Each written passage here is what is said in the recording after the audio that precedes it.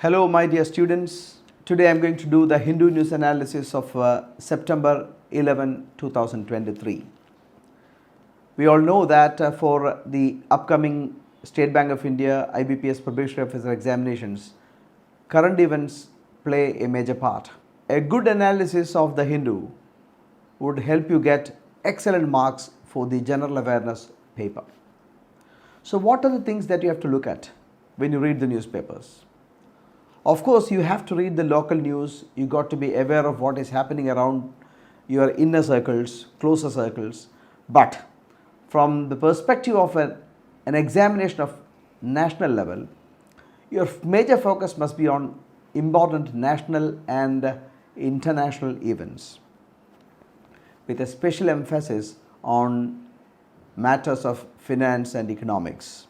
The Hindu dated September 11, the major news has been about G20, group of 20 advanced economies. G20 summit was taken place in New Delhi. India is in the chair of G20 now. G20 comprises 19 nations and the European Union. In this summit, the African Union was also inducted into the European Union. It was our Prime Minister who mooted the inclusion of African Union into the G20. G20 summit is going to be very important for all the exams that are to come. So what are the major points with regard to G20 summit that was concluded in New Delhi recently? G20 under the Indian presidency, the Prime Minister has mooted that there must be a follow-up summit which may be conducted in November 2023 to take stock of the action plans or actions that have been taken on what are decided during the summit in New Delhi. So the summit has taken a lot of decisions. Many countries have come out with a lot of suggestions. So what have we done on that? The Prime Minister of India has mooted a virtual summit in November to take stock of the actions that are or the progress that has been made on the suggestions that are made during the G20 summit in Delhi. It was in Bharat Mandal where the summit was taken place. The next summit is going to be held in Brazil in South America. So the Brazil is going to be in the chair for the next G20 summit, which will take place in November 2024. Indian Prime Minister handed over ceremonial gavel to President Luis Inácio Lula da Silva as Brazil to take over G20 presidency. So it's going to be very important. So the next adjacent to this particular news, there is the sad news about Morocco's earthquake. Morocco is a North African country which witnessed massive earthquake that killed more than 2,000 people. That is going to be very important for the exams too. Natural disasters of large scale always take center stage for exams, so it's very important. Capital of Morocco must be kept in mind. It is Al House province, which is the site of the epic center, and the Atlas mountain range. It was in this area that most of the devastation took place. A few villages were completely vanished. Now the next few pages are regional pages. Of course, you have to read the regional pages too, but from the perspective of the examination, we have to focus more on the national, international news. So I am moving on to the center page, the editorial page. First is about the first editorial about stock taking of calamity. We all know that the earth is getting warmer and warmer. Climate change is the real problem that we face. In 2015, during the Paris Convention, global leaders agreed to reduce emissions of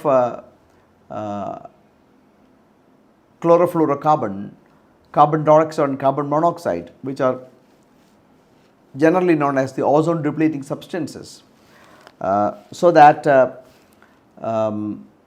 global emissions rising beyond 2 degree and as far as possible limit to 1.5 degree. The signatories to the UN Convention on Climate Change in 2015 in Paris agreed to keep global emissions from rising beyond 2 degrees Celsius as far as possible limited to 1.5 degrees Celsius. But actions that have taken place after that do not substantiate the decisions taken by the global leaders. So this is a matter of major concern, the Hindu newspaper says. Clean energy technologies requires nearly 2 trillion USD if the targets are to be met by 2030.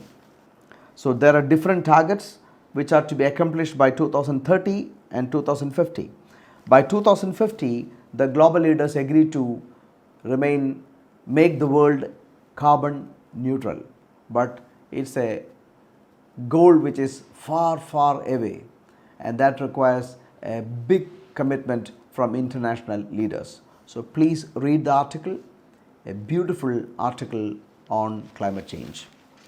Secure and fair is the second editorial. See, have you heard about the terminology dark patterns? We know that a few years ago, Google became the common search engines. There may not be too many people who have not searched in the Google. Google is the master search engine of the world. And we all know that Facebook, another app by Meta, enables people to revive their lost connections. Now people are connected even though they are oceans apart. But this has posed a new challenge. People have lost their privacy, and also it moved on to a kind of a e-commerce trade. Suppose you book a ticket, air ticket, then you have to give your email ID. Suppose you book an article in the Amazon, then you have to again give your email ID. So what happens is that you will get messages, promotional messages, etc., etc. So you have lost your privacy on one side. That has resulted in the development of a commerce in another area. So this was Harry Brignall, a British user experience researcher, coined the word dark patterns in 2010. It is an insidious e-commerce trade practice, dark patterns. So Hindu has commented on dark patterns, very important. I do not know whether this will come for the exams and all, but as a person who is taking up the exams of national scale, we must be very careful about knowing the new business terminologies that are being developed. So please read the second article. Another excellent center page article is given, a larger project of subverting the idea of India. We know that government very cleverly is trying to change the name India, and which is being substituted by Bharat. So this is considered a grand project as per the article. So please read, it's a good article.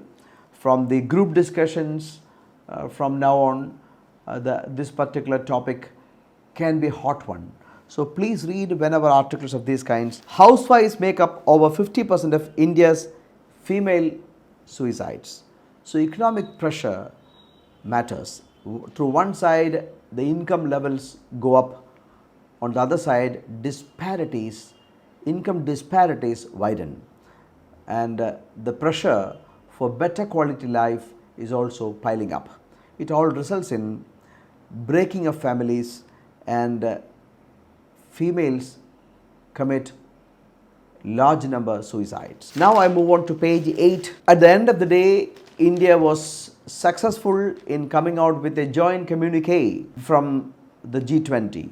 There were no consensus on a joint communique during the G20 summit. We all thought that it was simply not possible because we have strong opposition from Russia and China, because America wanted the G20 summit to mention and condemn the Ukraine war, the war by Russia and Ukraine, while Russia and China opposed to that. But finally, our diplomacy succeeded to some extent. Even though soft, we were able to come out with a joint communique, which is considered a diplomatic success in the international arena. Rishi Sunak and his wife visited Akshardham temple in Delhi. Tensions over Khalistan violence, I'm turning to page 9. There have been tensions between India and Canada over the past few years. There are plenty of Sikh community people living in Canada, and Canada have not strongly condemned or taken actions to control the anti-India or pro-Khalistan protests that took place in Canada these years. Government of India has condemned such moves by Khalistan movements in Canada, and Government of India in strong worded statements cautioned Canada about on the inactions from the Government of Canada to control pro-Khalistani movement. The meeting between Canadian Prime Minister and Indian Prime Minister during the G20 summit, that also became another stage where supposedly Indian Prime Minister conveyed his displeasure over Canadian government's inaction on controlling Khalistan movement. I move on to page 10, where there is a news on crypto regulation. We all know about cryptocurrency. Cryptocurrencies do not have any nationalities. They work across the borders. We all know that India has a currency, Indian rupee, America, US dollar, England, pound sterling, European Union, euro, ruble for Russia.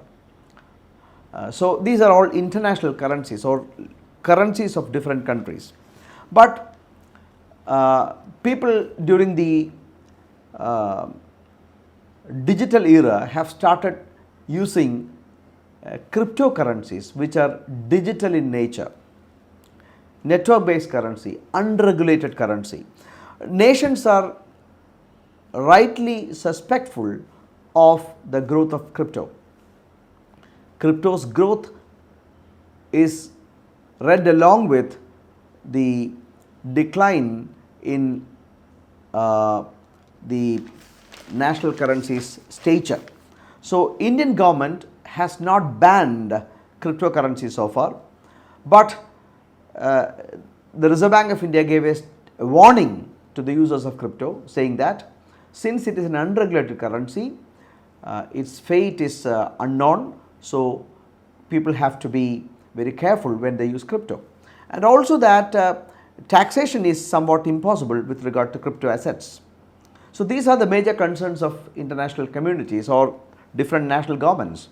So Reserve Bank of India recently recommended to the Government of India to ban outrightly cryptocurrencies and crypto assets. But during the G20 summit, the member countries have cautioned, and they said that banning by one country is not going to be effective.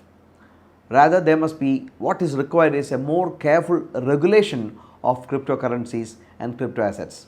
So in pursuance of that, it is going to be, the Government of India is not going to ban cryptocurrency outrightly.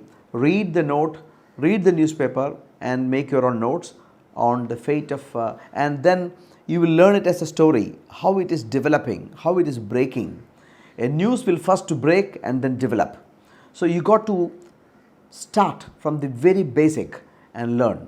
So what is going to be the fate of cryptocurrencies in the world in the days to come. G20 members have taken it very seriously, both cryptocurrencies and crypto assets, and we have to carefully watch what is going to happen for crypto assets. India's external debt is within comfort zone, very important. India's external debt is going to be is to the tune of 624.7 billion, a sure short question for your exam. And debt service means paying interest, is 5.3%. Our debt service is 5.3%. What is meant by debt servicing? Debt servicing means interest payment. It is 5.3%. On an average, we pay 5.3% interest on the debts that we have, external debts that we have mobilized. And debt to GDP ratio, it is 18.9%, it came down. Debt to GDP ratio. These are all important statistics for economists to analyze the economy. So these are very important to us too. Now I turn to page 12, where there is a news on Aditya L1, our solar mission, and railway on a revamp mode, railway to maximize utility of its prime land near major stations. Railway, as we know, have got huge assets, land assets. They are going to make it marketable and increase their revenue.